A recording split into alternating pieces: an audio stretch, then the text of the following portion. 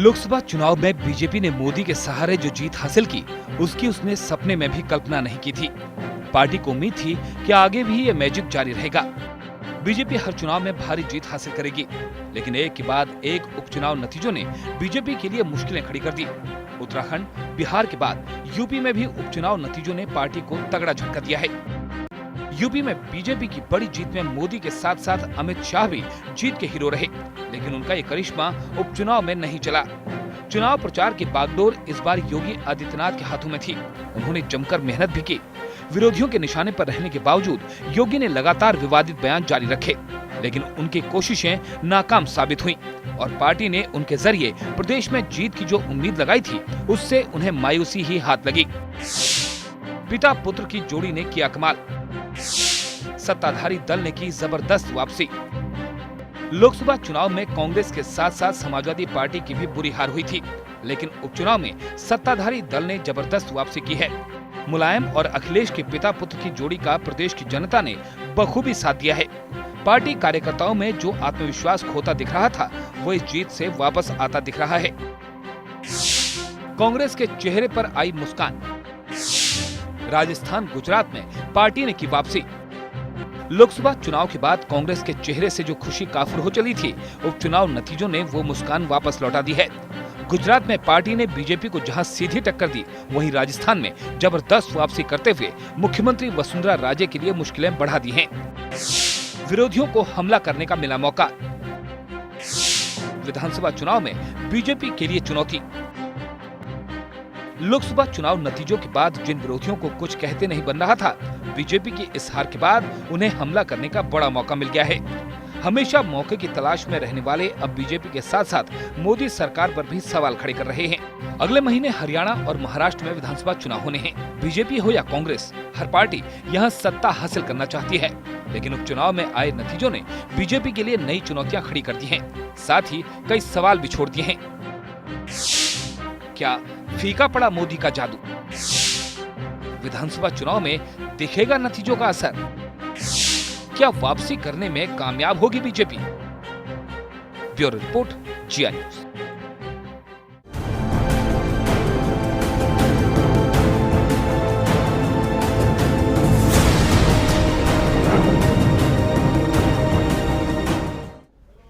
जी हाँ, लोकसभा चुनाव में नरेंद्र मोदी की इस कदर लहर चली कि विरोधियों की बोलती बंद हो गई। नेताओं को कुछ सूझते नहीं बन रहा था कि आखिर इसका तोड़ कैसे निकाला जाए। मोदी को घेरने के लिए दो पुराने सियासी दुश्मन भी एक होते नजर आए, लेकिन अब मोदी विरोधी नेताओं के चेहरे पर वो खुशी लौटती दिखाई दे रही है जो काफी दिनों से गायब हो गई थी। बीजेपी के लिए उपचुनाव नतीजे उतने बेहतर नहीं रहे जितनी पार्टी उम्मीद लगाकर बैठी थी। लोकसभा चुनाव में जिन पार्टियों को उसने पटखनी दी थी, उन्हीं के हाथों हार का सामना करना पड़ा है। इन नतीजों के बहाने विरोधियों को बीजेपी के साथ साथ मोदी सरकार पर भी सवाल खड़ा करने का मौका मिल गया है। अगले महीने महाराष्ट्र और हरियाणा में विधानसभा चुनाव होने हैं और उपचुनाव नतीजों के बाद बीजेपी का वहां बेहतर प्रदर्शन करना भी एक बड़ी चुनौती बन गया है। तो राजचक्र में आज हम इन्हीं नतीजों के मायने तलाशने की कोशिश करेंगे और इसमें हिस्सा लेने के लिए हमारे साथ मौजूद होंगे राजनीतिक विश्लेषक सुखबीर सिंह हुड्डा, एसपी नेता राजकुमार भाटी जी, साथ ही हमारे साथ थोड़ी देर में जुड़ेंगे बीजेपी के नेता अशोक गोयल जी, साथ ही मुंबई से हमारे साथ जुड़ चुके हैं शिवसेना के नेता विनोद घोसालकर जी और कांग्रेस के नेता कृष्णा हेगड़े जी। तो चलिए शुरू करते हैं राजचक्र में आज का सफर। चुनाव नतीजों के मायने क्या?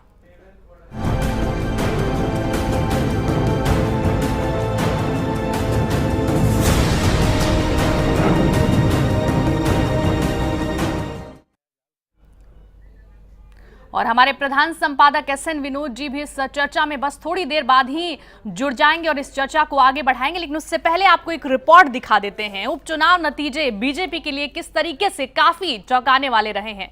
यूपी के साथ साथ बीजेपी के गढ़ माने जाने वाले गुजरात और राजस्थान में भी पार्टी को गहरा झटका लगा है। बहस शुरू करने से पहले इन उपचुनाव नतीजों पर एक नजर डाल लेते हैं।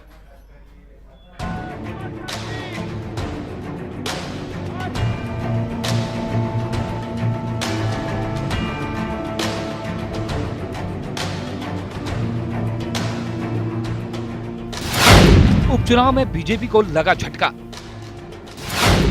यूपी में लहराया सपा का परचम। गुजरात, राजस्थान में कांग्रेस ने की वापसी। लोकसभा चुनाव में विपक्षी पार्टियों को जीत के लिए तरसाने वाली बीजेपी को एक के बाद एक उपचुनाव में हार का सामना करना पड़ रहा है। इन नतीजों ने जहां बीजेपी को गहरा झटका दिया है, वहीं कांग्रेस के साथ साथ समाजवादी पार्टी को भी मुस्कुराने का मौका मिला है। यूपी में चला मुलायम का जादू, नहीं चला अमित शाह का मैजिक। यूपी में सत्ताधारी समाजवादी पार्टी ने दमदार प्रदर्शन किया है और प्रदेश में मुलायम अखिलेश के पिता पुत्र की जोड़ी का मैजिक देखने को मिला। लेकिन हम आभार प्रकटेंगे जनता का कि जनता ने ऐसे वक्त पे समाजवादियों की मदद की है और जिस रास्ते पे समाजवादी पार्टी उत्तर प्रदेश को ले जाना चाहती है और पहले दिन से समाजवादी पार्टी ने कोशिश की है कि विकास और खुशहाली का रास्ता अपनाएं और लगातार उस दिशा में समाजवादी पार्टी ने काम किया है और जनता के बीच में मैं आपको विश्वास दिला सकता हूं कि ये परिणाम आने के बाद समाजवादी पार्टी पूरी जिम्मेदारी से विकास और खुशहाली के रास्ते को आगे बढ़ाने का काम समाजवादी पार्टी करेगी।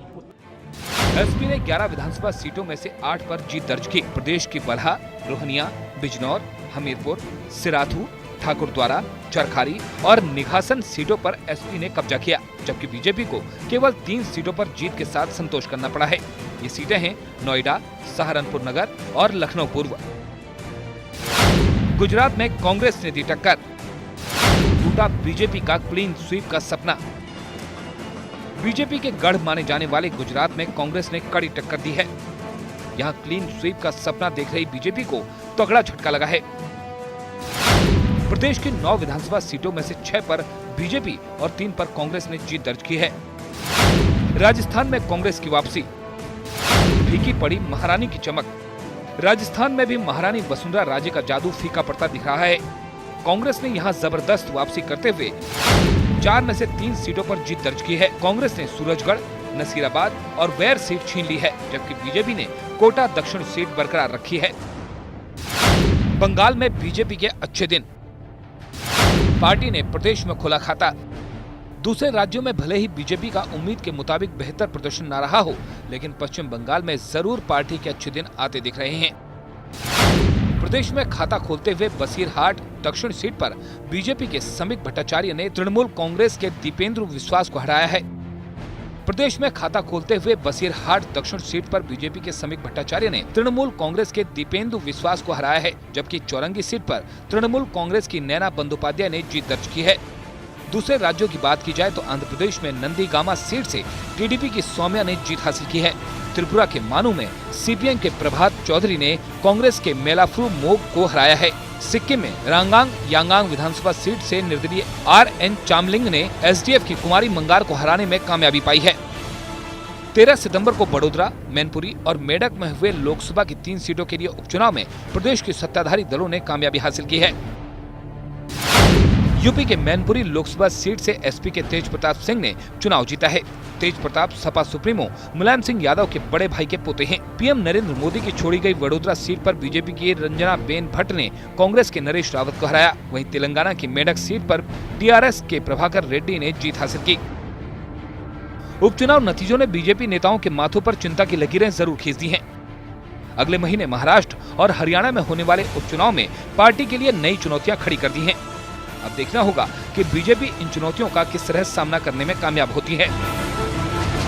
ब्यूरो रिपोर्ट, जिया न्यूज। और उपचुनाव नतीजों पर हर पार्टी के नेताओं की प्रतिक्रियाएं भी लगातार आ रही है। आपको सुनाते हैं क्या कहना है अलग अलग पार्टी के नेताओं का। कोई भी जीत या कोई भी हार व्यक्ति को आत्मविश्लेषण की प्रेरणा देता है। हार से निराश न होना और जीत से अति आत्मविश्वास में बह करके हम आगे के रास्ते अपने बंद न करें, ये दोनों चीज़ें आवश्यक होती हैं।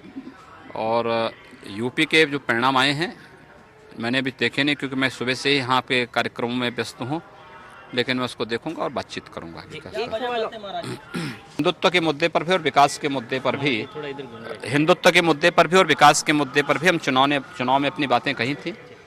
4 जगह तो हमारी सभाएं नहीं होने दी गई थी, उसमें ढेर सारे उसमें बाधाएं खड़ी की गई थी। 5 से मेरी सभाएं होनी थी, लेकिन 5 को भी कोई व्यवस्था नहीं हो पाई, 6 को व्यवस्था नहीं हो पाई। कल 7, 8, 9 में 3 दिन ही मैं सभा में जा पाया था और उसमें भी ढेर सारी बाधाएं राज्य सरकार के स्तर पर थी। इसलिए कह देना कि कोई भी चीज़ की मैं कहना जल्दीबाजी होगी। सारी चीज़ों को विश्लेषण करेंगे, बातचीत करेंगे। देखिए, उत्तर प्रदेश में मतदाता जागरूक हैं। उत्तर प्रदेश के मतदाता छल कपट और धोखा बर्दाश्त नहीं कर सकते हैं। जिस तरह से भारतीय जनता पार्टी ने लोकसभा के चुनाव में धोखा दिया, ऐसी कोई भी पार्टी और सरकार 100 दिन के अंदर ही डिस्क्रेडिट हो जाए, उसकी साख खत्म हो जाए, उसका विश्वास उठ जाए, ये उत्तर प्रदेश में उपचुनाव का एक बड़ा नतीजा आया है, बड़ा उदाहरण है। आज लोकसभा के चुनाव हो जाएं तो सीटें बढ़ जाएंगी, लेकिन ये जो रिजल्ट आए हैं ये निश्चित रूप से स्थानीय लोगों ने चयन में प्रक्रिया में कुछ भूलें की होंगी, लेकिन मोदी जी की लोकप्रियता दिनों दिन बढ़ रही है, मोदी की सरकार की लोकप्रियता भी बढ़ रही है। ये मीडिया चैनल में आया ही है कि अगर आज चुनाव हो जाए तो लोकसभा में और सीटें बढ़ जाएंगी। इसका मतलब जो स्थानीय नेता हैं, हम सबको आत्मचिंतन करना होगा कि हमसे भूलें कहाँ हो गई। उपचुनाव हमेशा से सत्तारूढ़ दल जीतता आया है राज्य का। इस बार उस स्थिति में हम परिवर्तन करने में सफल हो जाएंगे, लेकिन मैं ये कहूं कि ये 2017 का चुनाव है, ये मैं इसलिए नहीं मानता अभी क्योंकि मोदी जी की सरकार को अभी 100 दिन हुए और 100 दिन में भी उन्होंने बहुत आश्चर्यजनक काम किए हैं। लेकिन जब कुछ दिन सरकार चल जाएगी और जनता के बीच में उसके परिणाम जाएंगे तो 2017 या जब भी आगामी विधानसभा चुनाव होगा, पार्टी की स्थिति में बहुत बेहतर सुधार होगा और मैं इसको 2017 का सेमीफाइनल नहीं मानता। तो जनता है उत्तर प्रदेश की हो, चाहे राजस्थान की हो, चाहे कहीं की हो, उस जनता का ये पुरुषार्थ और सामर्थ्य है कि वो 4 महीने में जो नकली भेष करके आए थे ये उसको धीरे धीरे समझना शुरू कर। उत्तर प्रदेश तथा देश के अन्य प्रदेशों में होने वाले उपचुनाव ने यह साबित कर दिया कि अब मोदी का करिश्मा ध्वस्त हो चुका है और जिस तरीके से भारतीय जनता पार्टी को मुंह की खानी पड़ी है, उससे स्पष्ट हो गया कि 100 दिन के अंदर ही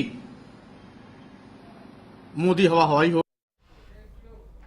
तो क्या 100 दिनों के अंदर ही मोदी हवा हवाई हो गए? तमाम तरह के सवाल आज अलग अलग राजनीतिक पार्टियों के नेताओं की तरफ से खड़े किए जा रहे हैं और वजह भी कई सारी हैं। जिस तरीके से ये नतीजे आए हैं, वाकई बीजेपी के माथे पर यहाँ बल आ गया है, क्योंकि जाहिर तौर पर ये उम्मीद कम से कम बीजेपी ने नहीं की थी इन विधानसभा उपचुनाव के नतीजों में।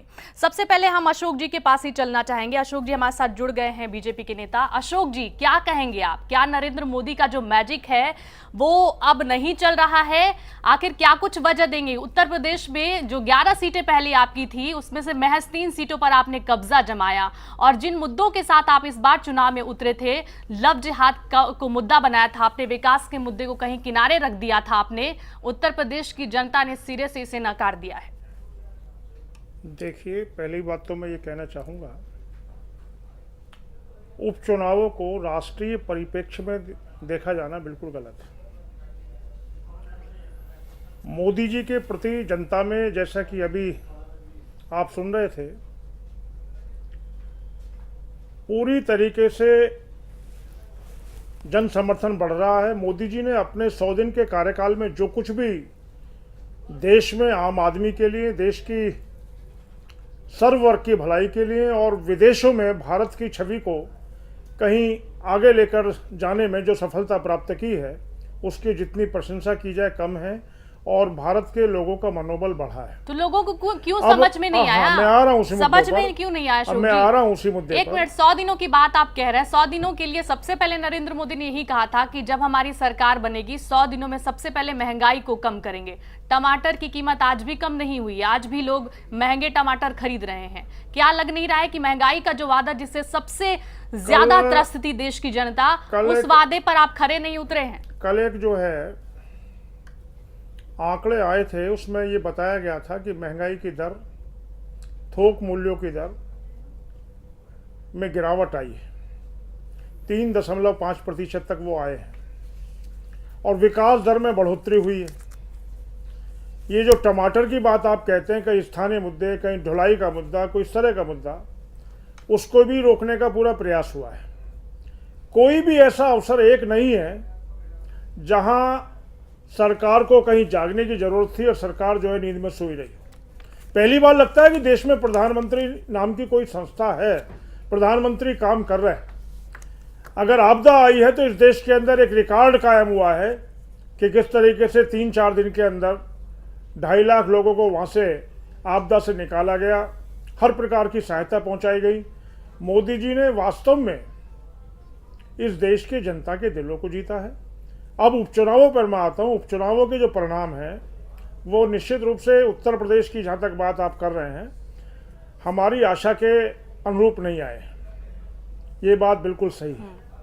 लेकिन यहाँ इन तथ्यों को भी नहीं भुलाया जा सकता कि बहुत सारे स्थानीय कारण होते हैं, जातिवाद का कारण होता है, ठीक है। चलिए उत्तर प्रदेश की आप कह रहे हैं कि मुझे अपनी बात कहने दीजिए, एक मिनट अशोक जी, मैं बहुत जल्द समाप्त कर दूंगा। हमारे पास बहुत ज्यादा गेस्ट भी जुड़े हैं, इसलिए मैं संक्षेप में आप बात को मत घुमाइए। अशोक जी, धनबल का भी जो कारण मैं होता आपसे है, कहना चाह रही हूँ, आपने कहा कि उत्तर प्रदेश में ज्यादा, और इस चुनाव में जिस तरीके से सरकार ने इसको अपना पूरी तरीके से एक प्रेस्टीज इशू बनाकर हर क्षेत्र में 2, 3, 4, 5 मंत्री मौजूद थे, जिस तरीके से लड़ा है, बहुत भारी जो है हमें ये कहना है कि ठीक है, चुनावों की हार जनता योगी आदित्यनाथ ने कई सारी बातें कही, जनता का निर्णय सिरोधार्य है। योगी आदित्य ने कई सारी बातें कही, इससे स्थानीय रूप से उन्होंने कहा कि कई सारी जगहों पर मुझे जाने नहीं दिया गया, सभाएं नहीं करने दी। लेकिन गुजरात में क्या, राजस्थान में क्या, वहां तो आपकी सरकार थी, वहां पर क्यों ऐसी स्थिति हो गई? वही तो मैं आ रहा हूँ। वहां पर उपचुनाव था, उपचुनाव में आपकी जीत क्यों नहीं हुई? भारतीय जनता पार्टी का विश्वास सिद्धांतहीन राजनीति में नहीं है। गुजरात के अंदर जरूर हम 9 सीट में से 6 सीट जीते हैं और 3 क्लीन सीट स्वीप क्यों नहीं किया आपने वहां? कोई बात नहीं, लोकसभा की सीट हमने 3 लाख कितने हजार मत से जीती है और 3 सीटों पर हम नहीं जीत पाए। और हमारा जो राजस्थान का चुनाव परिणाम है ये आशा के अनुरूप नहीं है। जो कुछ भी है इस परिणाम को हम स्वीकार करते हैं और कहीं भी अगर स्थानीय स्तर से कोई भी किसी भी प्रकार का कोई ऐसी चीज है जिन्हें सुधारने की आवश्यकता है तो हमारा शीर्ष नेतृत्व, मैं तो एक सामान्य कार्यकर्ता हूं, हमारा शीर्ष नेतृत्व इसको संज्ञान में भी लेगा और कहीं ना कहीं कोई खामियां अगर रही है तो दूर की जाएंगी। लेकिन इसको इस तरीके से देखा जाना कि मोदी जी की छवि, मोदी जी आज देश के आइकॉन है। मोदी एक ऐसा प्रयोग है इस देश के अंदर जो इस देश के आम आदमी के लिए है, आम उस गरीब वर्ग के लिए है जो किसके लिए 1 रुपए में खाता खुलवाकर 1 लाख रुपए का उनको। सुखबीर जी के पास चलेंगे। सुखबीर जी, इस उपचुनाव के नतीजों ने ये तो साफ कर दिया है कि लोकसभा चुनाव का जो नतीजा था वो बीजेपी की वजह से नहीं बल्कि मोदी की वजह से बीजेपी के पक्ष में गया था। आपसे ये जानना चाहेंगे कि ये जो नतीजे सामने आ रहे हैं, ऐसा नहीं है कि पहली बार इस तरह के नतीजे आए हैं बीजेपी के सरकार बनने के बाद। इससे पहले उत्तराखंड, मध्य प्रदेश, कर्नाटक, बिहार की स्थिति हम देख ही चुके हैं। लगातार बीजेपी को मुंह की कहानी पड़ रही है। सबसे मुख्य वजह आप इसके पीछे क्या मान रहे हैं? देखिए पूजा जी, जो सबसे बड़ी मुख्य बात है जो आपका, जो हम आज मुद्दे के ऊपर हम बैठे हैं, जो बीजेपी को सबसे बड़ा जो कम्प्लेक्स है, जो उनको गलतफहमी है, वो बहुत बारी डिबेट्स में उनको बहुत सारे जो पॉलिटिकल एनालिस्ट हैं उन्होंने भी हाईलाइट किया कि ठीक है, एक स्टेट लेवल का मुद्दा एक स्टेट लीडरशिप होती है, सेंटर का मुद्दा सेंटर की लीडरशिप है। मिस्टर मोदी हैं, वो स्टेट लेवल में कोई करिश्मा नहीं कर सकते, इन लोगों को एक्सेप्ट कर लेना चाहिए। अगर कोई स्टेट का इलेक्शन है तो मिस्टर मोदी कोई जाके वहां करिश्मा नहीं करेंगे। ये ठीक है, सेंटर के अंदर उन्होंने करिश्मा करके दिखा दिया, सिंगल हैंडली एक मेजोरिटी लेके आ गए। बट अभी भी स्टेट लीडरशिप इनकी समझने में अभी तक ये, चाहे वो कोई भी इलेक्शन है, आपके बाई इलेक्शन ये हुए, इसके बाद हुए, मोदी साहब के ओथ लेने के बाद इमीडिएटली, मैं 3 एग्जांपल आपको कोट करता हूँ। मोदी साहब की ओथ के तुरंत बाद उत्तराखंड के अंदर हुए, वहाँ पे टोटल फेलियर, मोदी जी का कोई करिश्मा नहीं। उसके बाद कुछ दिन पहले बिहार के अंदर हुए, वहाँ टोटली कंप्लीट फेलियर। और आज देखिए पूरे across the 5 state, important state के अंदर इलेक्शन हुए हैं और यूपी के अंदर जो, जिसके अंदर इनका सबसे बड़ा स्टेट है जहाँ इन्होंने क्लीन स्वीप किया है, वहाँ आज समाजवादी पार्टी ने देखिए इनका कैसा क्लीन स्वीप किया है। इनकी ये जो ये इन्होंने मिस्टर मोदी का जो एक मुखड़ा लगा के ये बात कर रहे हैं हर स्टेट के अंदर, वो इनको नहीं चलने वाला है। अगर बीजेपी को आगे बढ़ना है, अपनी सीटें लानी है, तो इनको मोदी जी को अपने एक सेंटर में ही रखना पड़ेगा। स्टेट लीडर के भरोसे ही इनको इलेक्शन में जाना पड़ेगा।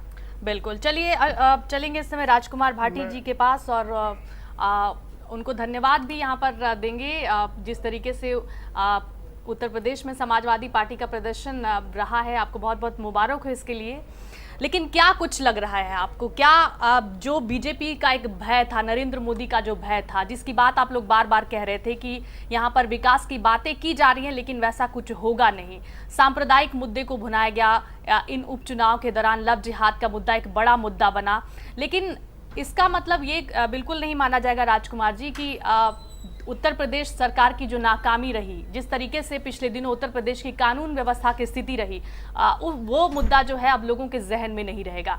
समाजवादी पार्टी से किस तरीके से देख रही है, क्या इसे अपनी वापसी मान रही है और एक बार फिर से काम करने की ललक होगी समाजवादी पार्टी के अंदर? देश जो राज्य की जनता है, जो खोया विश्वास है, उस विश्वास को एक बार फिर से दिया है जनता ने, उस पर विश्वास को क्या फिर से कायम करने में कामयाब हो पाएगी?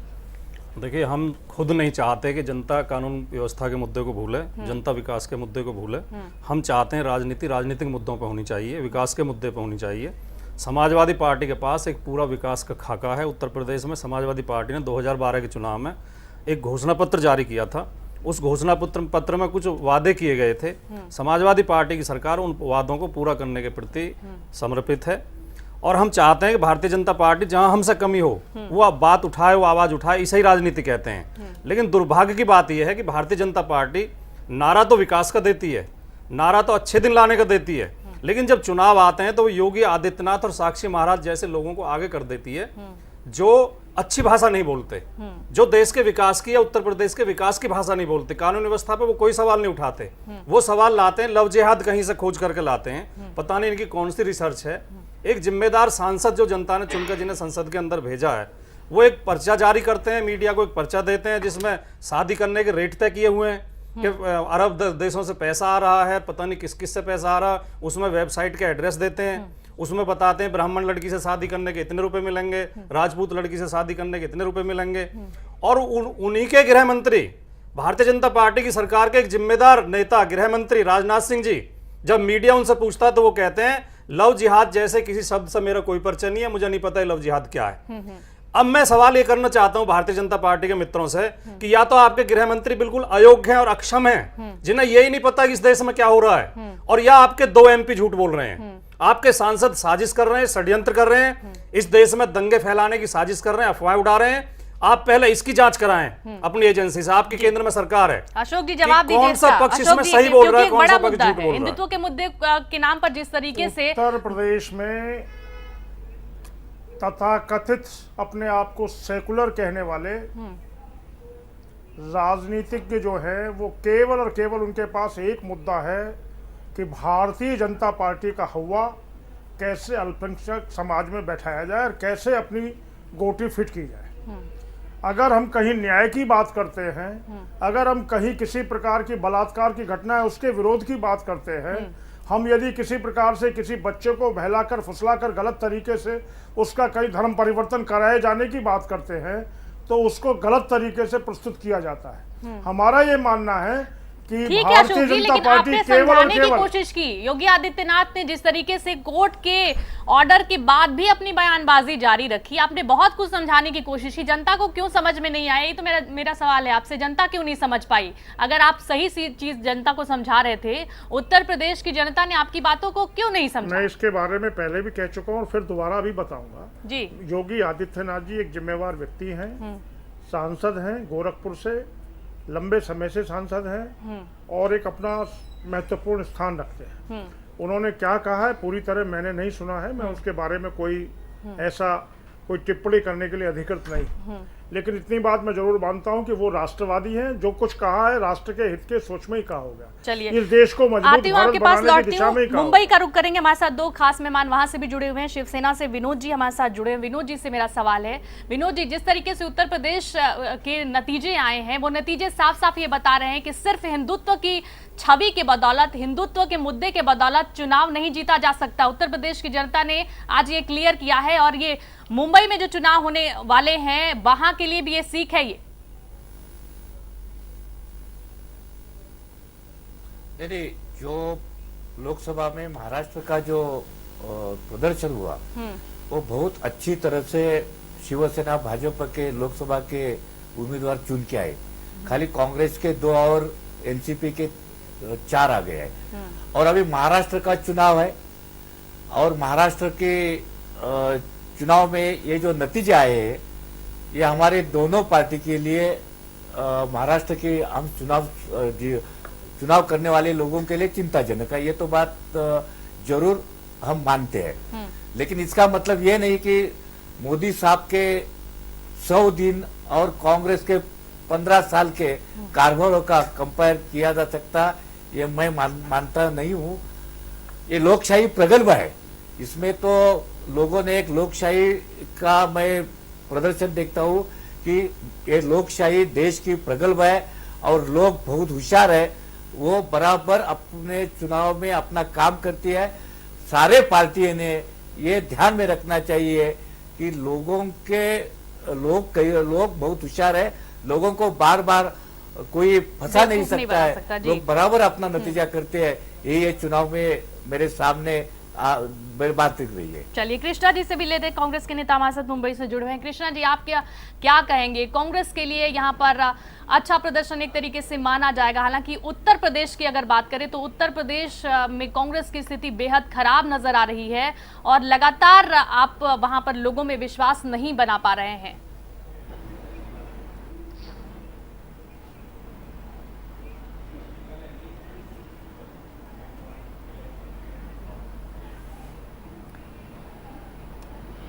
गोसलकर जी से कि हर बार आप लोगों को बेवकूफ़ नहीं बना सकते हैं। एक बार मोदी जी ने अच्छे दिन के सपने दिखाकर लोगों को बेवकूफ़ बनाने की कोशिश की है, लेकिन अब अगर आप बाय तो राजस्थान में वो हार गए, गुजरात में वो हार गए हैं, उत्तर प्रदेश में वो हार गए, सिक्किम में, आसाम में, त्रिपुरा में और बंगाल में वो हार गए। इसके पहले बाई इलेक्शन का रिजल्ट था, बिहार में हार गए, मध्य प्रदेश में हार गए, कर्नाटक में हार गए, यूपी में हार गए, पंजाब में हार गए और उत्तराखंड में हार गए।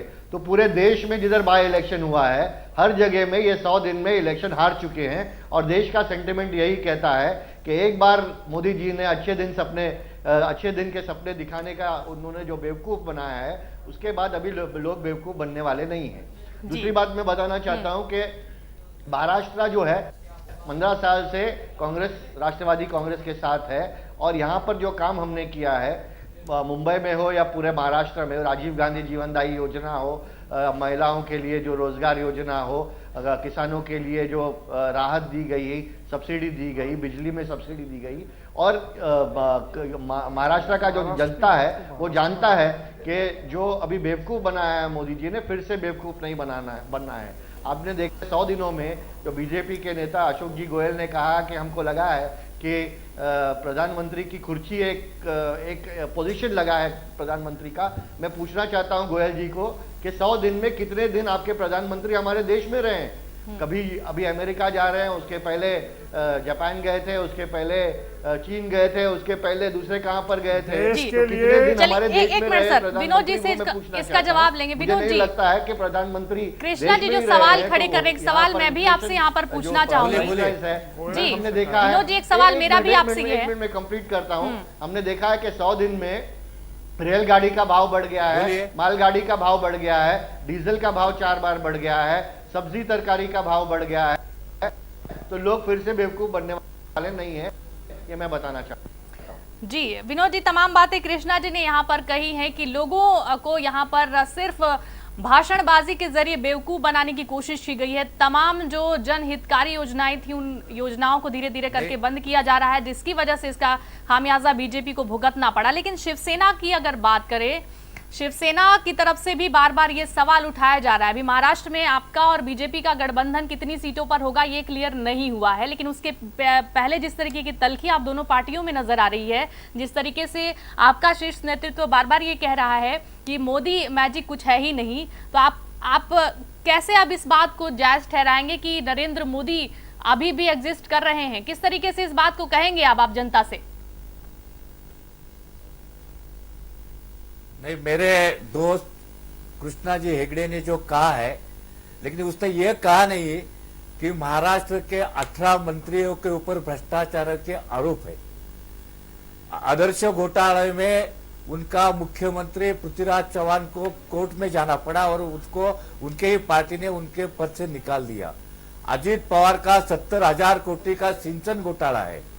महाराष्ट्र में भ्रष्टाचार ये बहुत ये सरकार ने किया है, लोग कंटाल गई है, कोई काम नहीं है सरकार ने किया। खाली जगत भूजल होने दो, सुनील तटकरे होने दो, अजीत पवार होने दो।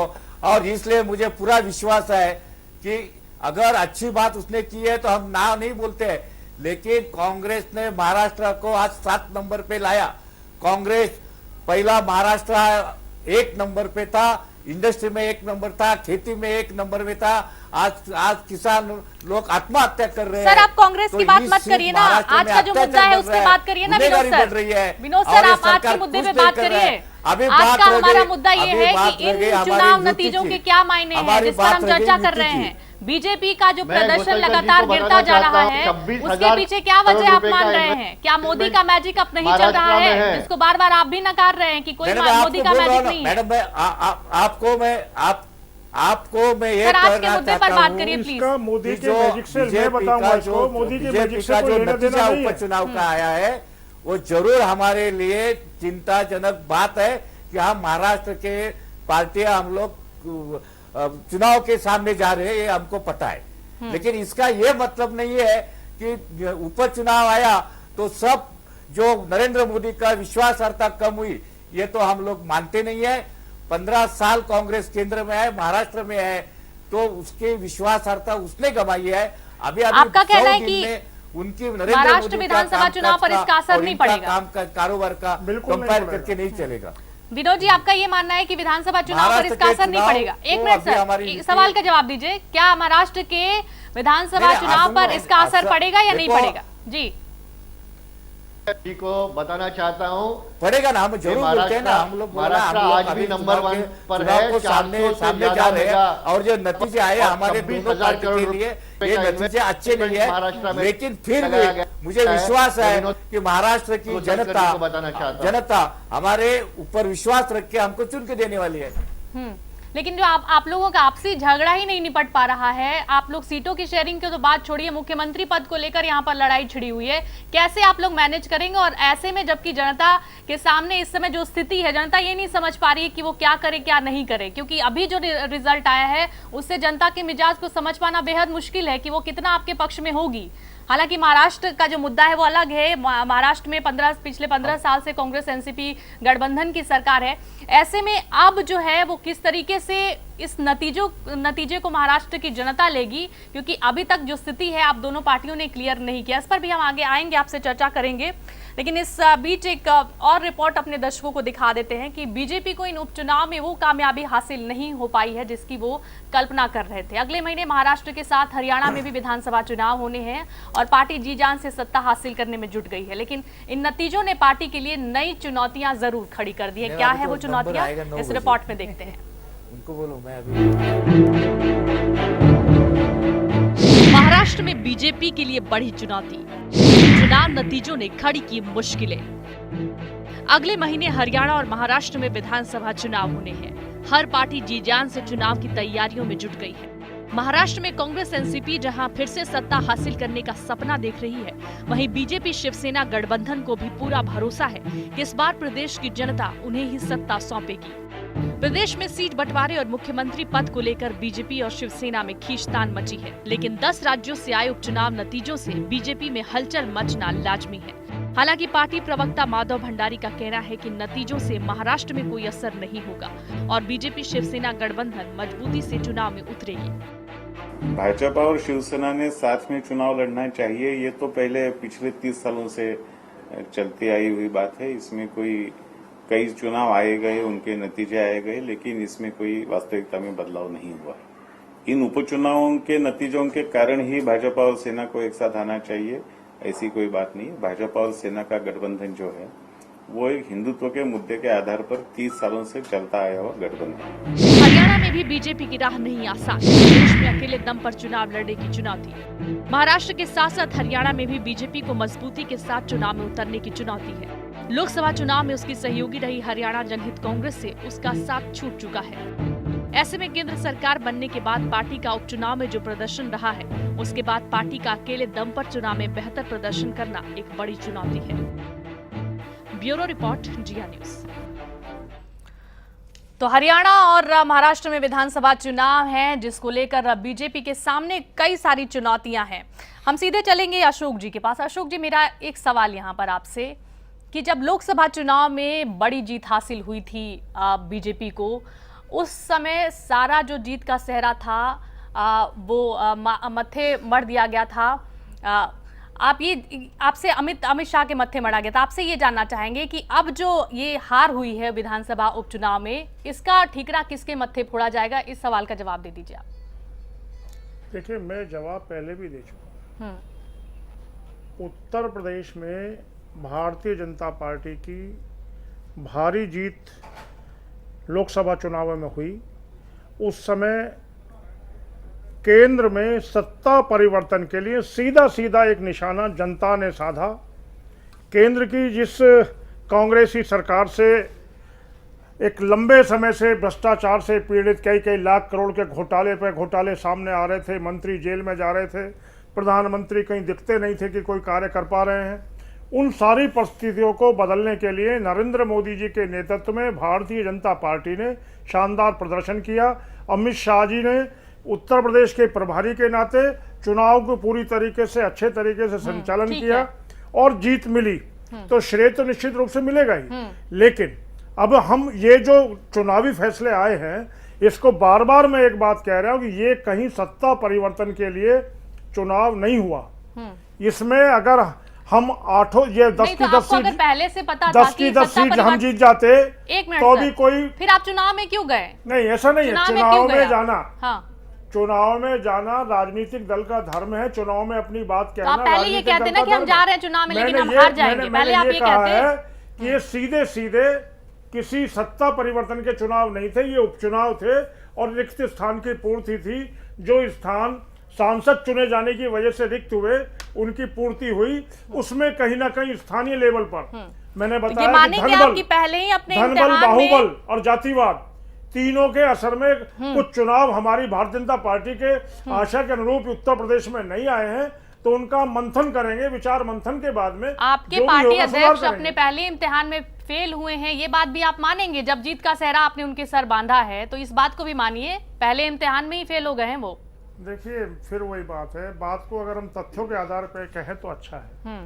अमित शाह जी यूपी के प्रभारी थे, हमने भारी जीत पाई और उन्होंने पूरी तरीके से इस यूपी के चुनाव को मैनेज किया, उम्मीदवारों को ठीक ढंग से मैनेज किया कि किस तरीके से उम्मीदवार सभी का समीकरण बना के चुनाव लड़ा जाए।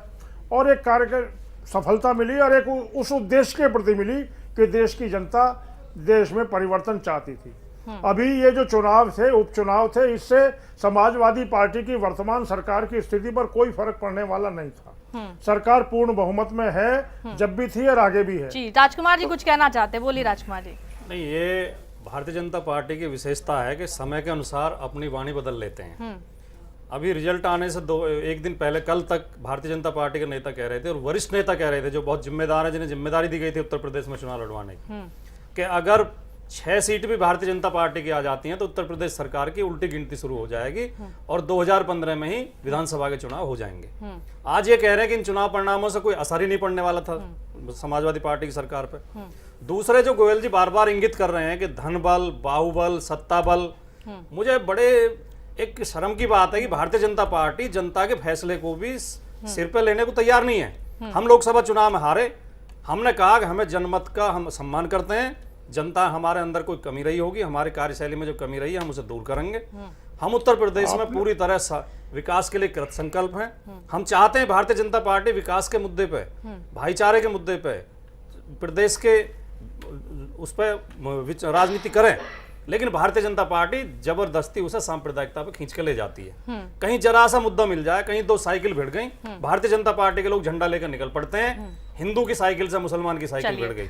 हुड्डा जी के पास चलेंगे। हुड्डा जी, आपको क्या लग रहा है, क्योंकि बीजेपी की जो स्थिति है, अपने जहां पर अपनी सरकार है वहां की तो बात छोड़ दीजिए, हर जगह पर स्थिति लगातार खराब होती जा रही है, लगातार जो उपचुनाव हो रहे हैं वहां पर बीजेपी की साख जो है वो गिरती जा रही है।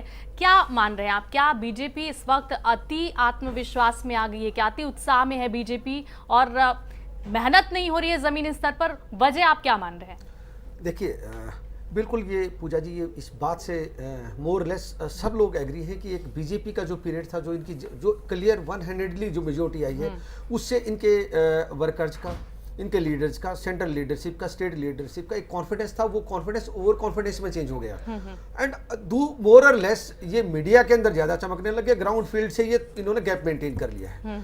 जो ये पोजीशनिंग इन्होंने अपने आप की करी है, इनको ये समझ, ये सिर्फ एक इन्होंने ये सोचा कि भाई मोदी साहब का एक इतना बड़ा करिश्मा, अगले 15 साल के लिए आपने एक ऐसी खेती आ गई आपके पास, एक ऐसी बूटी आ गई है जो 15 साल के लिए आप you are safe and sound. But इनको ये नहीं पता कि भाई जो जमात होती है, जो लोगों की अपनी वो होती है, पढ़े लिखे लोग हैं और यहाँ के लोग समझते हैं राजनीति को। जब तक ये लोगों के बीच में नहीं जाएंगे, समस्याएं नहीं सुनेंगे और क्या कहते हैं टीवी के अंदर ही बोलते रहेंगे, तो ये लोगों की क्या नवज है, ये नवज ही पकड़ पाने में इनकी गलती है। देखिए पूजा जी, मैं एक चीज ऐड करना चाहूंगा। एक सेंट्रल, ठीक है, सेंट्रल लीडरशिप के जो प्राइम मिनिस्टर ऑफ इंडिया के जो इलेक्शन जो होते हैं वो एक डिफरेंट मुद्दे के ऊपर होते हैं। जब आप स्टेट के इलेक्शन लड़ते हो, उसके अंदर 5 चीजें बड़ी इंपॉर्टेंट होती है। आपका लीडर कौन है, उसकी रेपुटेशन कैसी है, आपका अलायंस उसका किसके साथ है, उसके बाद आपके कैंडिडेट की रेपुटेशन क्या है, उसके बाद क्या है कि आपने डेवलपमेंट कितनी की है, और उसके बाद आता है कि आपने करप्शन के घोटाले कितने किए। ये 6 पैरामीटर आपके किसी कैंडिडेट की हार या जीत को डिसाइड करते हैं। और जहां तक बीजेपी की बात है, बीजेपी 3-4 स्टेट में ही प्रेजेंस बड़ी रखती थी, मध्य प्रदेश, राजस्थान, हिमाचल, थोड़ा बहुत दिल्ली और महाराष्ट्र, गुजरात, ये 5-6 स्टेट के अलावा बाकी तो सब जगह रीजनल पार्टीज ने डोमिनेट किया। हरियाणा को ले लीजिए, यूपी को ले लीजिए और उसको कर्नाटका को ले लीजिए, अदर स्टेट्स और रीजनल पार्टीज ही डोमिनेट करती हैं। अब बीजेपी को अभी मेरे ख्याल से मेरा ये मानना है कि बीजेपी लोगों को आज ये समझ आ गया है कि भी जो अगले 20 दिन बाद इलेक्शन है, अगर इनको जीतना है तो लोगों के बीच में ही रहना पड़ेगा। ये बयानबाजी और टीवी और ये डिबेट्स इनको छोड़नी पड़ेंगी, लोगों की नबज समझनी पड़ेगी। बाकी ये जो बार बार जो छोटे छोटे मुद्दों को ये टीम हाईलाइट कर रहे हैं, जाके इनको ग्राउंड पे काम करना पड़ेगा। चलिए, कांग्रेस नेता कृष्णा जी भी हमारे साथ मुंबई से लगातार जुड़े हुए हैं। कृष्णा जी, अब आने वाले विधानसभा चुनाव जो कि हरियाणा और महाराष्ट्र में होने वाले हैं, क्या इन नतीजों से कांग्रेस पार्टी पर असर पड़ेगा? कांग्रेस का मनोबल क्या इन नतीजों के बाद से बढ़ गया है? क्या कहेंगे आप आने वाले चुनाव को देखते हुए?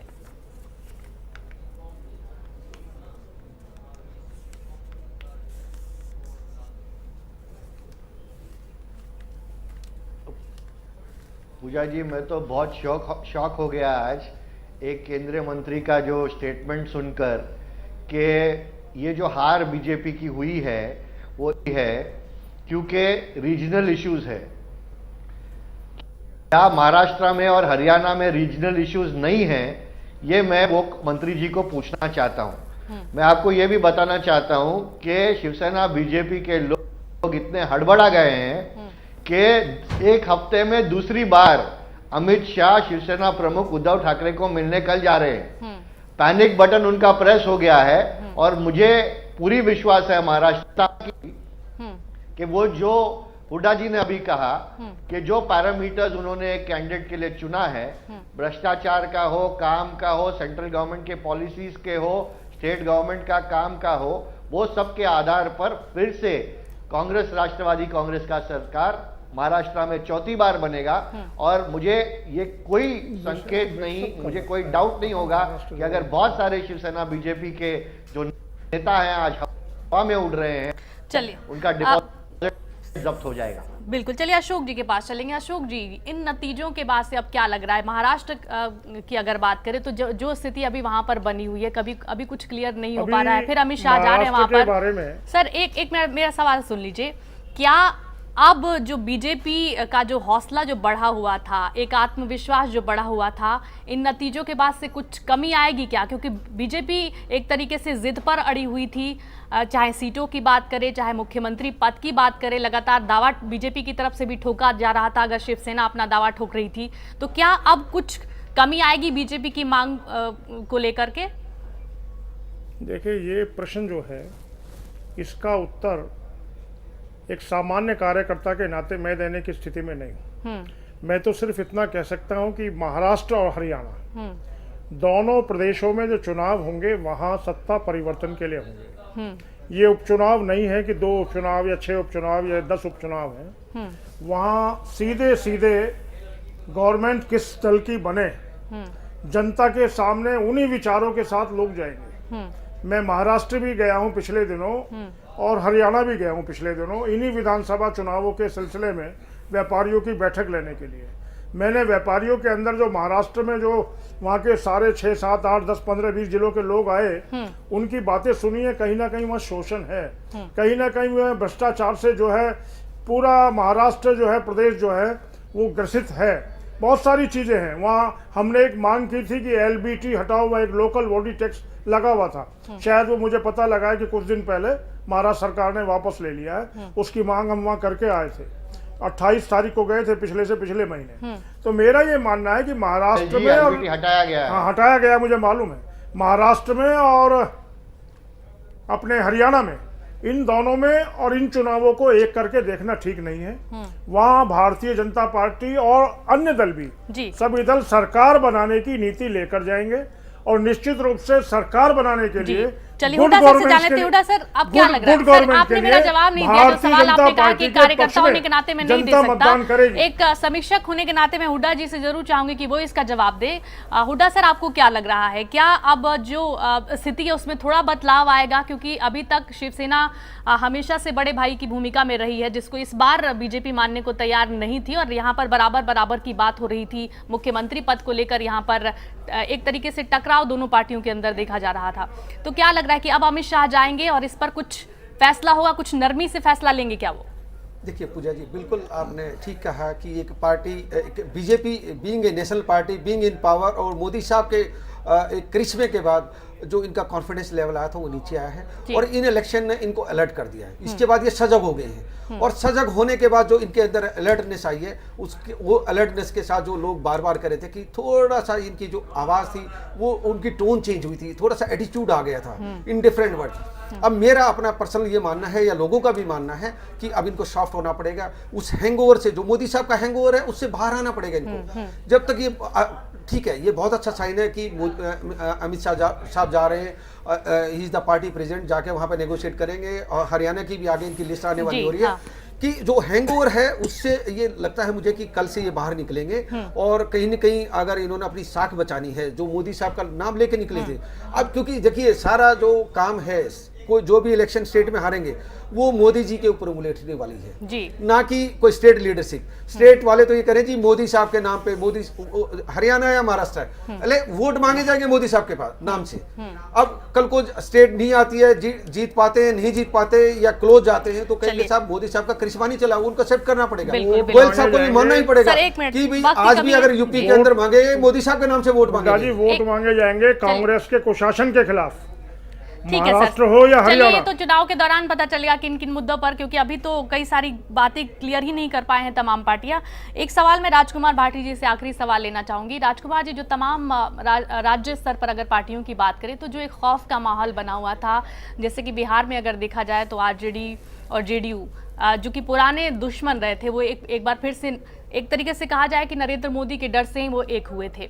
उसके बाद से समाजवादी पार्टी ने भी ऑफर दिया था मायावती को एक होने का। क्या अब जो स्थिति है उसमें कुछ बदलाव आएगा? इस चुनाव में मायावती नहीं थी, लेकिन उसके बाद समाजवादी पार्टी को लाभ पहुंचाया मायावती। देखिए, एक तो आपने जो दुश्मन शब्द इस्तेमाल किया, मैं आपको बता दूं कि राजनीति में न कोई स्थायी शत्रु होता है, न स्थायी मित्र होता है।